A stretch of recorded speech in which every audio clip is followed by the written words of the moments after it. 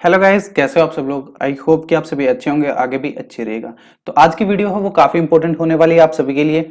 सबसे पहले आज हम डिस्कस करेंगे एलआईसी असिस्टेंट के जो लेटेस्ट मंथ की जो सैलरी स्लिप है, यानी आपके नवंबर मंथ की, वो डिस्कस करेंगे। इसके अलावा एक मोस्ट इंपॉर्टेंट क्वेश्चन है कि 11th पाइपट सेटलमेंट जो अभी रिसेंटली साइन हुआ है, क्या वो सिर्फ बैंक के लिए एप्लीकेबल है? क्या सिर्फ उसमें जो वेज रिवीजन होगा वो सिर्फ बैंक का होगा, या फिर इसके अंदर एलआईसी भी है? अगर एलआईसी नहीं है तो उसके लिए कब तक वेज रिवीजन होगा और वो कितना परसेंट रहेगा, वो सारी चीजें हम इस वीडियो में डिस्कस करेंगे। इसके अलावा मोस्ट इंपॉर्टेंट चीज मैं आपके साथ शेयर करूंगा कि एक हम एलआईसी असिस्टेंट के ऊपर एक इंटरव्यू टाइप की हम वीडियो बना रहे हैं। उसमें हम डिस्कस करेंगे जो हमारे मिस्टर नवीन है, जिनकी सैलरी स्लिप है, वो मेरे काफी अच्छे मित्र भी हैं, तो उनके साथ मैंने डिस्कस किया है कि काफी स्टूडेंट्स की कॉमन डाउट आती रहती है कमेंट सेक्शन में।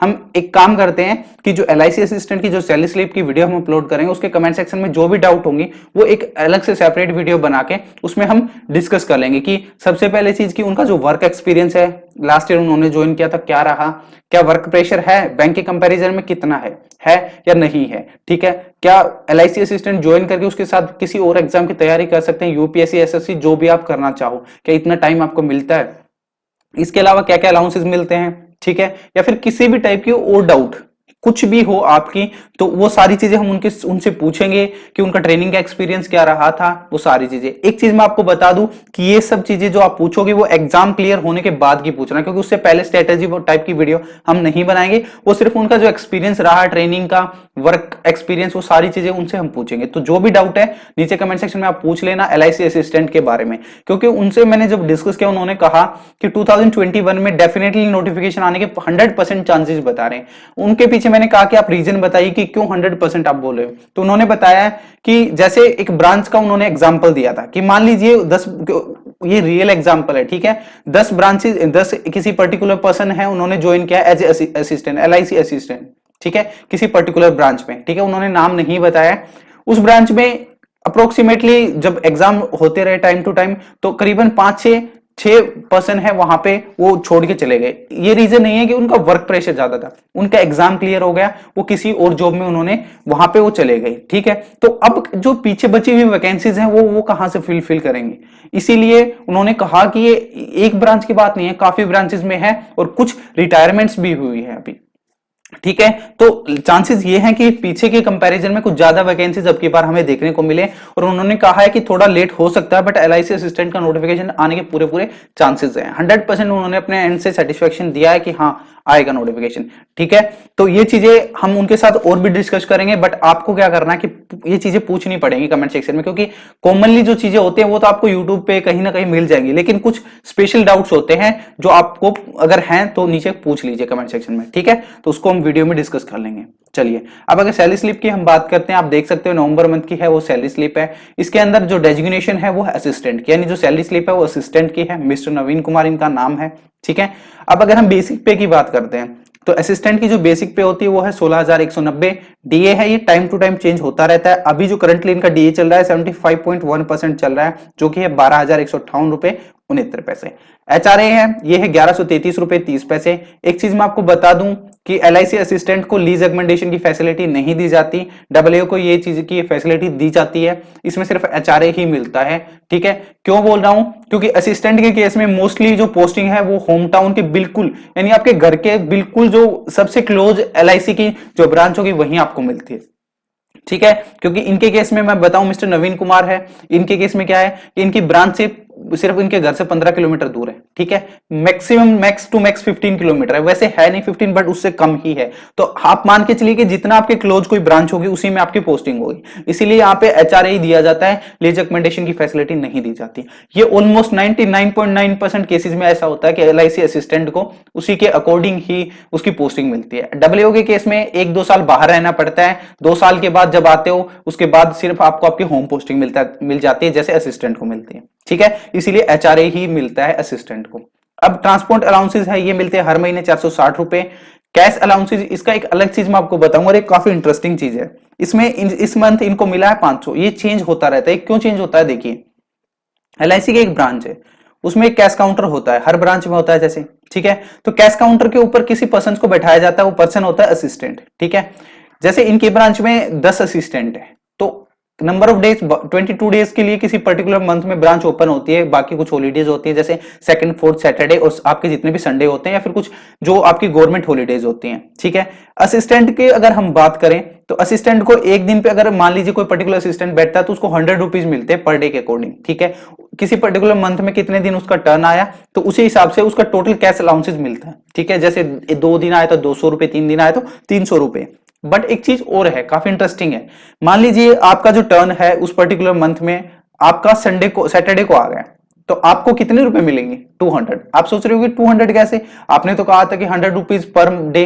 नहीं, क्योंकि उसमें आपका संडे भी काउंट किया जाता है। जब किसी कोई भी हॉलीडे होती है, चाहे गवर्नमेंट हो या फिर संडे हो या कुछ सैटरडे की हो, तो उससे पहले जो बैठता है ना कैश काउंटर पे उसको वो अलाउंसेस दिया जाता है। जैसे मान लीजिए आपकी टर्न आई फ्राइडे को, ठीक है, आपको पता है सेकंड सैटरडे और संडे की छुट्टी होती है, ठीक है, तो आपको कितने रुपए मिलेंगे? 300 रुपए मिलेंगे और आपकी छुट्टी के पैसे भी आपको ही दिए जाते हैं। तो ये इस केस में होता है। अगर किसी दिन ज्यादा छुट्टी हो जाती है तो वो भी उसी पहले, ऐसा नहीं कि सबको मिलते हैं, नहीं, जो छुट्टी होने से पहले जिस दिन हॉलीडे है उससे पहले जो कैश काउंटर पे बैठेगा ना उसी को मिलते हैं। और ये सबको लिए फिक्स है। असिस्टेंट को एक बार जरूर मंथ में कैश काउंटर पे बैठाया जाता है। ये नहीं है कि सिर्फ कोई अपनी मर्जी से वहां पे जाके बैठ सकता है, ठीक है। इनका पर्टिकुलर एक सिस्टमेटिक चीजें चलती हैं, ठीक है। ये चीजें जो आप अकाउंट डेबिट आप देख रहे हो ये कुछ खास नहीं है, नेग्लेक्ट कर दीजिए इस चीज को, कुछ ज्यादा इसकी वैल्यू है नहीं, ठीक है। और इसका कुछ खास इंपॉर्टेंट रोल भी नहीं है जो आपको बताने लायक हो। तो टोटल ग्रोस जो अर्निंग है, सैलरी है, वो 30,442 रुपए 46 पैसे। अब देखिए इसमें कुछ डिडक्शन भी होंगे, ऐसा थोड़ी ग्रोस सैलरी ही आपकी टोटल इन हैंड सैलरी होगी। देखिए सबसे इंपॉर्टेंट चीज मैं आपको बता देता हूं कि जो यहाँ पे देख रहे हो आप, सबसे पहले डायरेक्ट कंट्रीब्यूशन पेंशन डिडक्शन है ये, ठीक है, सबसे ऊपर ये कितने रुपए कटते हैं? 2,835 रुपए। जैसे आप पेंशन स्कीम देखते हो बैंक्स में होती है, सेम आपका एलआईसी में होती है। जितने पैसे आप एलआईसी में आपके अकाउंट से डिडक्ट होते हैं उतने ही आपका एलआईसी ही यहाँ पे कंट्रीब्यूट करती है। तो यानी 2,835 अकाउंट से डिडक्ट होंगे, इतने ही पैसे आपको एलआईसी देगी। जब आप रिटायर होते हो तो इन पैसों को एज ए पेंशन फॉर्मेट में आप ले सकते हो। मान लीजिए आपको पेंशन बनवानी, छोटी छोटी अमाउंट्स बनवा के उनके पेंशन बनवा लीजिए, ठीक है। या फिर आप एक काम कर सकते हो, मान लीजिए आप जब रिटायर होते हो किसी पर्पज के लिए आपको सारा पैसा एक साथ भी ले सकते हो, ठीक है। कभी कभी होता है रिटायर्ड हुए तो किसी को घर बनाना है, किसी को बेटे अपनी बेटी की शादी करनी है, एजुकेशन किसी की पूरी करवानी है, तो किसी भी पर्पज से ऐसा नहीं है कि सिर्फ पेंशन ही बनेगी, वो पैसे आप एक साथ भी ले सकते हो, ठीक है। इसके अलावा एक मेडिकल से रिलेटेड है मेडिक्लेम, ठीक है। अब ये चीज क्या होती है, मान लीजिए जब आप एलआईसी ज्वाइन करते हो तो आपसे पूछा जाता है कि आपको कितने तक का मेडिक्लेम चाहिए, ठीक है। तो नवीन के केस में क्या, इन्होंने 50 लाख रुपए का मेडिक्लेम लिया हुआ, मतलब कि अगर कोई भी हेल्थ इशू होता है इनको या फिर इनके डिपेंडेंट यानी इसके मम्मी और पापा को, यानी मदर एंड फादर, ठीक है, इनको अगर कोई भी होता है, इसके अलावा भाई बहन इसमें इंक्लूड नहीं है, सिर्फ मदर एंड फादर हैं ये और ये खुद हैं। इसके अंदर अगर कोई भी हेल्थ इशू होता है कहीं भी तो 50 लाख तक का जो क्लेम है, इन 50 लाख रुपीस तक जो इलाज किया जाएगा, इनके ट्रीटमेंट किया जाएगा, वो सिर्फ एलआईसी पे करेगी, ठीक है। अब इस चीज में एक और मैं आपको बता देता हूं, अगर इन्होंने 20 लाख रुपए लिए होते ना मेडिक्लेम तो सिर्फ इनके मंथली 140 रुपए 46 पैसे ही कटते, लेकिन यहाँ पे ऑप्शनल मेडिक्लेम के भी पैसे इनके कट रहे हैं जो 543 रुपए, ठीक है, क्योंकि इन्होंने 50 लाख तक का लिया है, क्योंकि इनके अलग अलग स्लैब्स बनाए हुए हैं कि 50 लाख तक लोगे तो ऑप्शनल मेडिक्लेम भी आपको देना पड़ेगा, ठीक है। और अगर आप सिर्फ 20 लाख रुपए तक का ले रहे हो तो सिर्फ आपको मेडिक्लेम ही देना पड़ेगा। अब एक चीज आप सोच रहे हो कि 543 एक्स्ट्रा कट रहे हैं तो हम 20 लाख तक का ले लेंगे, नहीं। एक सोच के देखिए एक चीज कि ज्यादा से ज्यादा एक साल में कितने पैसे निकल जाएंगे, 6,000 रुपए निकल जाएंगे, ठीक है। लेकिन आप एक लॉन्ग टर्म के फॉर्मेट में देखोगे कि इसका बहुत ज्यादा बेनिफिट है। एक हेल्थ इशू है ना, सबसे बड़ी प्रॉब्लम है। पहले के टाइम में क्या होता था कि सैलरी की अच्छी खासी सेविंग्स है, इस हेल्थ में ही हम प्रॉब्लम चली जाती थी, क्योंकि कोई ना कोई हेल्थ इशू आता है यार, नेचुरली मानो या ना मानो ये चीज है, ठीक है।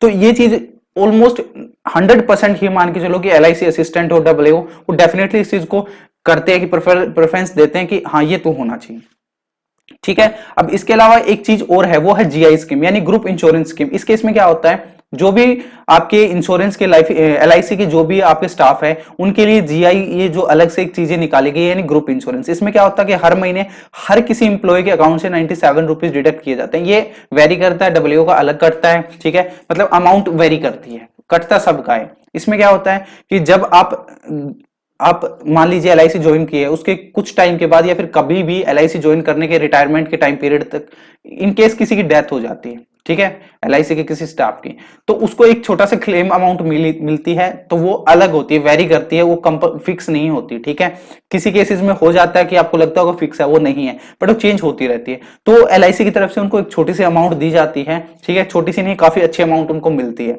ठीक है, वो हम नवीन के साथ डिस्कस करेंगे जो वीडियो आएगी ना उसमें, कि उनको कितनी, मान लीजिए इन केस किसी के साथ ऐसी कोई मिस हैपनिंग हो जाती है तो उनको कितनी अमाउंट यहाँ पे दी जाती है। तो इस तरह के क्वेश्चन अगर कुछ भी हो ना तो आप पूछ लेना वो चीजें, क्योंकि बाद में कमेंट मत करना सर ये बता दो, क्योंकि मुझे इतनी चीजें नहीं पता है एलआईसी के बारे में जितनी उन्होंने अपने पर्सनल एक्सपीरियंस के साथ उन्होंने की है, वहां पे देखी है। तो जो भी चीजें हो ना आपके माइंड में तो सारी पूछ लेना, ठीक है, इस कमेंट सेक्शन में। तो ये चीजें हैं। इसके अलावा जो आप प्रीमियम देख रहे हो, ये दो आपके अलग अलग प्रीमियम कटते हैं, ये ऑलमोस्ट सभी कंपलसरी ही होते हैं। ठीक है, एलआईसी असिस्टेंट के लिए कंपलसरी ही मानो, क्योंकि एक टाइप से आपकी इंश्योरेंसेज होती हैं, प्रीमियम उनके कटते हैं। अब आप एक चीज और देख रहे होगे, एडवांस। ठीक है, ये एडवांस का क्या सीन है, ये 2600 रुपए क्या अलग से डिडक्ट हुए। देखिए एक चीज अलग से फैसिलिटी दी जाती है आपको असिस्टेंट को अलग और डब्ल्यू को अलग, आप एडवांस सैलरी आप निकालते हो ना, वही चीज है ये। ठीक है, तो इन्होंने 26,000 यहां से लिए थे, तो उनकी जो 10 इक्वल इंस्टॉलमेंट्स में अमाउंट है वो दी जाती है। ठीक है, तो ये आपके लिए अवेलेबल नहीं है, तो ये आपके इसमें से हटा सकते हो। तो मतलब ये आपके डिडक्शन में काउंट नहीं होगी हर किसी की, जो अगर एडवांस निकालता है सिर्फ उसी के लिए होती है। तो इसमें से तो आपका जो टोटल डिडक्शन है वो थोड़ा सा कम हो जाएगा, कितना 2600 रुपए इसमें से आप माइनस कर देना, और इसमें आप कितने 2600 रुपए ऐड कर दो, तो ये आपकी हैंड सैलरी हो जाएगी। ठीक है, तो ये कितनी हो जाएगी, ये आपकी हो जाएगी 24,866 रुपए के आसपास आपकी ये टोटल इन हैंड सैलरी हो जाएगी। इन 24 या फिर हम माने 25K के अराउंड आपकी इन हैंड सैलरी होगी। ठीक है, अब इसके अलावा कुछ अलाउंसेज हैं वो आपके अलग हैं, जैसे कि आपका हो गया सुडक्सो मील कूपन। अब सुडक्सो मील कूपन में क्या है कि आप अगर आपकी जितनी नंबर ऑफ अटेंडेंस रहेंगी उतनी को आप 170 से मल्टीप्लाई कर दीजिए, असिस्टेंट को इतना मिलता है। मान लीजिए आप 20 किसी पर्टिकुलर मंथ में आपकी 20 अटेंडेंस यानी 20 दिन आप ब्रांच आए हो, तो आपके कितने रुपए हो जाएंगे, 3400 रुपए। ठीक है, तो ये डिपेंड करता है जितनी नंबर ऑफ अटेंडेंस है उनके साथ। इसके अलावा उनको मिलता है न्यूज़पेपर मोबाइल अलाउंस जो अराउंड 200 पर होता है, यानी कि 220 रुपए न्यूज़पेपर के, अप्रोक्सीमेटली इतने ही आपके मोबाइल के होते हैं। ठीक है, इसके अलावा इनको वन टाइम ईयरली बेसिस पे मेडिकल क्लेम अलग से मिलता है, यानी मेडिकल जो आपका होता है, जैसे नॉर्मली आपके छोटे मोटे हेल्थ इश्यूज होते हैं, ठीक है, तो उनके लिए इनको मिलते हैं 6500 रुपए। ठीक है, 6,500 रुपीज एक साल में मिलते हैं। जब आप ज्वाइन करोगे ना तब उसी टाइम आपको मिल जाएंगे। ठीक है, ट्रेनिंग पीरियड में नहीं मिलते, बट ट्रेनिंग के बाद जब आप ज्वाइन करते हो उसके बाद आपको ये अलाउंसेस दिए जाते हैं। तो अप्रोक्सीमेटली आप मान सकते हो कि 25K तो सैलरी मिलती है। इसके अलावा जो आपके हैं अलाउंसेस मिलते हैं, जो सबसे जो मोस्ट इंपोर्टेंट है वो है 3400 रुपए या फिर इससे ज्यादा ही मिलता है आपको सुडक्सो मील कूपन का। ठीक है, तो अप्रोक्सीमेटली हम मान लेते हैं कि 4000 से ज्यादा के अलाउंसेस एक्स्ट्रा मिलते हैं आपको, यानी 4000 से ज्यादा मिलते हैं, तो हम कह सकते हैं कि around 30K in hand salary आप मान सकते हो एक तरह से, क्योंकि सभी अलाउंसेस वगैरह को मिला के काफी अलाउंसेस होते हैं इसके अंदर और वेरी भी करते हैं, जैसे सुडक्सो वाला हुआ। ठीक है, और कुछ चीजें हैं जो चेंज होती रहती है, तो around 30K per month in hand salary आप मान सकते हो असिस्टेंट की। ठीक है, तो आप कंपेयर कर सकते हो कि एलआईसी और क्लरिकल का जो आईबीपीएस के एग्जाम होते हैं, यानी जो डिफरेंट अलग अलग सेक्टर के बैंक है, तो उनमें और इसमें कितना सारा आपका डिफरेंस है। ठीक है, एक चीज मैं अपने पर्सनल एक्सपीरियंस से आपको साथ शेयर करना चाहूंगा। जब मैंने नवीन से बात की थी तो उन्होंने भी बताया कि आप बैंक और एलआईसी को बहुत ज्यादा डिफरेंस है। अगर बैंक में 10%, बैंक में अगर 100% आपका वर्क प्रेशर है तो उसमें सिर्फ 10% ही है। बहुत वर्क प्रेशर तो उनके लिए है ही नहीं। मान के चलो कि नॉर्मल लाइफ चलती है, उनका जो नॉर्मल टाइम पीरियड होता है उसी में ही सारी चीजें खत्म हो जाती है, यानी सारा ही काम ऑलमोस्ट इतना होता भी नहीं है। तो वो सारी चीजें आपके लिए इंटरव्यू राउंड में हम डिस्कस करेंगे। ठीक है, अब एक अलग चीज मैं आपके साथ शेयर करूंगा, वो 11th बैपेट सेटलमेंट के रिगार्डिंग। ठीक है, 11th बीपीएस है वो बैंक का अलग है, एलआईसी का अभी उन लोगों ने एक पूरा वो उन्होंने अपनी रिपोर्ट दी है। ठीक है, आगे तो मैनेजमेंट में 15% के लिए उन्होंने एग्री कर दिया था, बट एलआईसी ने कहा कि वो काफी प्रॉफिट में है। ठीक है, अगर वो प्रॉफिट में है तो डेफिनेटली देखिए कोई कंपनी प्रॉफिट में रहती है, कोई ऑर्गेनाइजेशन प्रॉफिट में रहती है, तो अपने उसके इंप्लॉयज होते हैं तो वो एक्सपेक्टेशंस तो रखते हैं, क्योंकि अगर वो कंपनी को इतना ऊंचे तक लेके जा सकते हैं तो डेफिनेटली वो चीजें डिजर्व करते हैं। तो उन्होंने कुछ ज्यादा मांगे हैं, 18 से 20% के अराउंड अप्रोक्सीमेटली, वो हम नवीन के साथ पूछेंगे, बट मैनेजमेंट 15% के लिए रेडी है। लेकिन अभी एलआईसी इस चीज को और आगे चाहते हैं कि जो इंप्लॉयज है वो चाहते हैं कि यूनियन चाहती है कि और ज्यादा इसके लिए इंप्रूवमेंट उनको मिले। ठीक है, तो कुछ चीजें और है वो एक अलग से उनके साथ हम डिस्कस करेंगे। तो जो भी डाउट हो आपको ठीक है, तो आप पूछ सकते हो कहां, नीचे कमेंट सेक्शन में। और नेक्स्ट वीडियो का काफी मैं भी काफी उस चीज के लिए एक्साइटेड हूं कि हाँ क्या क्या चीजें आपकी रहेंगी डाउट। तो सबसे पहले आपको क्या करना है, चैनल को सब्सक्राइब करके उसके पास में लगी जो बेल आइकन है ना, उसको ऑल पे प्रेस कर देना, ठीक है, ताकि नेक्स्ट वीडियो का नोटिफिकेशन जब भी वो वीडियो आएगी आपकी 1-2-3 दिन में, तब उसका नोटिफिकेशन आपको मिल जाए, ठीक है। और मोस्ट इंपॉर्टेंट चीज, कोई भी डाउट हो ना पूछ लेना, बाद में मत कहना ये क्या है वो क्या, क्योंकि देखिए मुझे जो चीजें पता है ना, मेरे से ज्यादा कहीं ना कहीं उनको पता होगी, क्योंकि उन्होंने एलआईसी में जॉब की है। अप्रोक्सीमेटली 1 ईयर के अराउंड उनको टाइम हो गया। लास्ट ईयर जो वैकेंसी आई थी तब उन्होंने वो ज्वाइन किया था, क्या चीजें थी। और मेरे हिसाब से जैसे मेरे उनके साथ डिस्कस हुआ, काफी एक अच्छा एक्सपीरियंस रहा है। हम भी वो चीजें देखेंगे, कुछ उनकी पिक्चर्स वगैरह हैं जब उनका ट्रेनिंग पीरियड चल रहा था, कैसा उनका जो चीजें थी, कैसे उन्होंने काम किया और कितना टाइम पीरियड होता है, वो सारी चीजें मैंने वहां चीजें देखी हैं और आप भी देखोगे नेक्स्ट वीडियो में, ठीक है। तो चलिए आज के लिए इतना ही है, मिलते हैं नेक्स्ट वीडियो में, तब तक के लिए thank you, have a good day.